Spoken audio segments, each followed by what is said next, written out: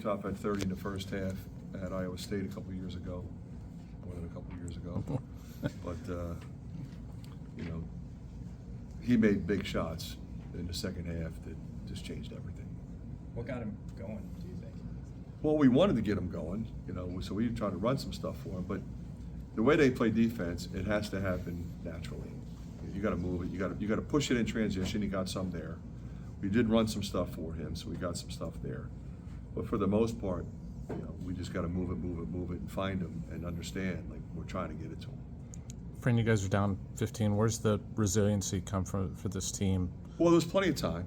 So there's no need to panic. We got a group with great character.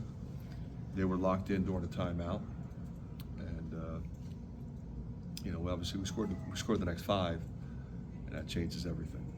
Besides obvious superlatives, how would you describe what Josh did tonight?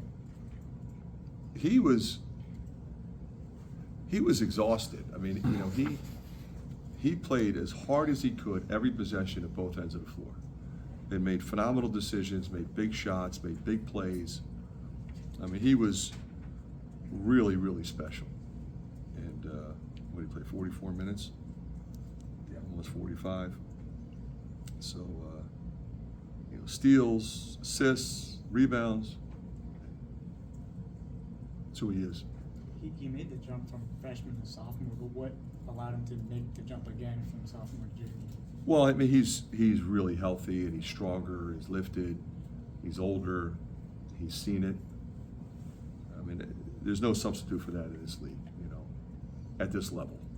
Because a lot of times, like a lot of these guys are transfers, but they've been around, they know what they're doing. And Fred's done a really good job of blending those guys that came from a lot of different places. And not easy to do sometimes, but if you have a mature group, you got a chance to be special.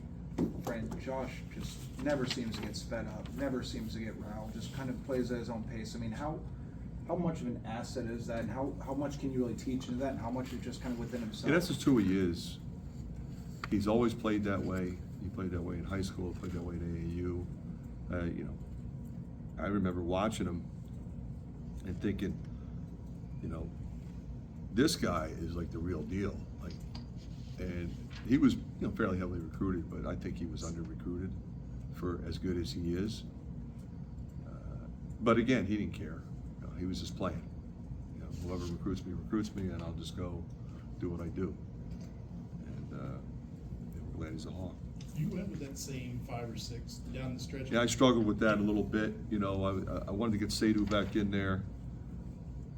I knew Owen's going to need a blow. He had that little stretch where, he got a little sideways, took him out, relax, get back in there. Boy, did he make an impact when he went back in. So proud of him.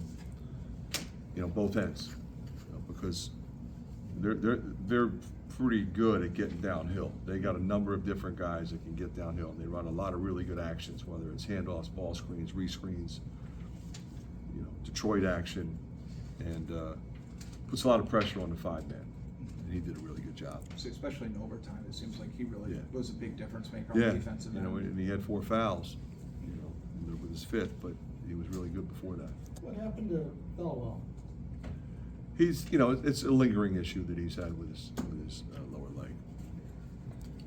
Is there anything you can share about Cooper? Same health issue that he's had before. So that's going to be day to day, week by week. Josh said you guys tried to foul at the end of regulation. He said he felt like he fouled him. Well, we had a foul to give with 5.8 or Yeah. whatever it was. So we wanted them to inbound and take a dribble into a foul, which we did. And it was going to foul right away. Williams kind of caught it on the run. So we kind of hit him, but then it's like, okay, what if he pulls? No, I don't want a 4-point play. So we should have fouled him on a catch. But it's unfortunate. He wanted the foul. He thought he fouled. Yeah. He said, I fouled him. He thought he was certain he fouled him. The ref's like, I didn't see it. I didn't see him foul him, so I let it go. So we'll go with the official on that. Fran, Price had a couple huge plays, the offensive rebound, kicked out back to him at the corner 3. I mean, it just seemed like he. And the steal was huge. He was terrific all night. I mean, he is an underrated defensive player. You know, he'll stick his nose on the glass, which is really big for us, because we don't start a big team. So, you know, he's 6'7", so he's got to get in there and mix it up. Coming out of Big Friday, can a how win like this be this time? He's been trying to ask a question for about 20 minutes. coming out of Friday, how important was it to see what you saw from your team tonight? Yeah, I mean, I expected them to perform professionally. They came and practiced really well on Sunday and Monday, and they were ready, you know, to compete against a really good team. How big can a win like this be this time of year? Well, you know, you believe in yourselves, you believe in each other, you know, and you have a sense that you're never out of it. But that's what this league is, and there's gonna be a lot of games like this. Fran, I know you Last question, referenced Elliot. Utah off there. This is the first time two of your guys have scored 30 points in the same game since 2022. I think it was Keegan Murray and Jordan Bohannon. I guess, what do you think about that, to have that type of performance? Well, you know, like I said, the way they play defense, those two guys were gonna have to be big, and they were. Same thing happened last year. I think we made 16 last year against them. You know, they make it really hard on you to drive the ball from the wing to get it to the post. So you got to move it. Recognize, am I open to shoot a three, or can I drive the closeout, which is what we did. But they made them. All right, thanks, Coach.